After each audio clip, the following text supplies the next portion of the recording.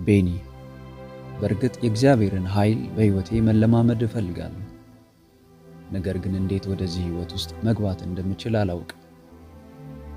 እግዚአብሔርን እንደምወደው እሱም እንደሚወደኝ ባውቅም ጥማቴ ግን ጠለቅ ያለ ግንኙነት ከእግዚአብሔር ጋር እንዲኖረኝ ነው።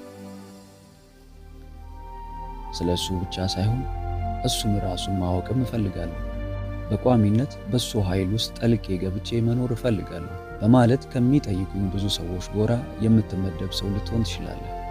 እንዲህ አይነት ሰው ከሆንክ እርግጠኛ ሁን፣ መሻትህን አምላክህ ተመልክቷል፣ ከጥማትህም ሊያረካ ዝግጁ ነው። ከሁሉ አስቀድመ መረዳት ያለብህ እውነታ እግዚአብሔር ልጆቹ ሁሉ አልፎ አልፎ ሳይሆን በየዕለቱ በመገኘት ውስጥ እንዲኖሩና እንዲለማመዱት ይፈልጋል። መገኘቱን ብቻ ሳይሆን ኃይሉንና ጥልቅ የመንፈስ ግንኙነት ልምምድ እንዲኖርህም ይናፍቃል። ይሁን እንጂ መገኘቱን እስካልተለማመድከው ድረስ የእግዚአብሔርን ቅባት ኃይል ልታውቀው አትችልም። ሕይወቶ በሰማያዊ ረሃብ እንዲሁም በእግዚአብሔር መገኘት እንዲሞላ ይፈልጋሉ? እንግዲያውስ ይህንን ቪዲዮ እስከ መጨረሻው ይከታተሉ።